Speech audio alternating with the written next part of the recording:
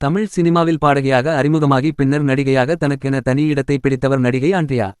தற்போது இவர் அரசன் மற்றும் சர்தார் 2, மனுஷ், நோ என்ட்ரி, பிசாசு 2 ஆகிய படங்களில் முக்கிய கதாபாத்திரங்களில் நடித்து வருகிறார்.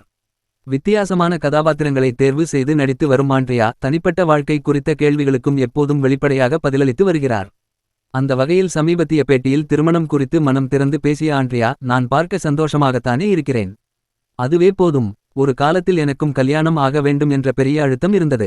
குறிப்பாக 30 வயதை கடந்தபோது இன்னும் திருமணம் ஆகவில்லையே என்ற பயம் இருந்தது.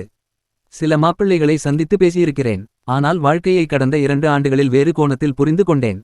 திருமணம் செய்த எல்லோரும் சந்தோஷமாக வாழ்கிறார்கள் என்று சொல்ல முடியாது.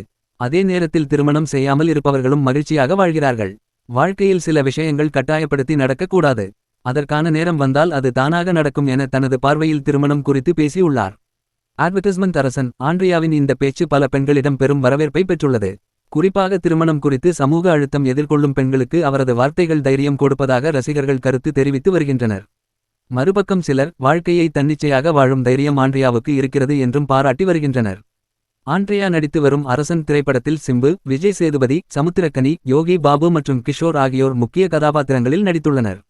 இந்த படம் இந்த ஆண்டு தீபாவளிக்கு வெளியாகும் என எதிர்பார்க்கப்படுகிறது. யூடியூப்ல லட்சக்கணக்கான வீடியோக்களை போட்டு ஒரு லைக் கூட வரலன்னா மனசோடிஞ்சு போயிடும். அப்படி மனசோடிஞ்சு இப்படி ஆயிட்டேன். யூடியூப் பைத்தியண்டா.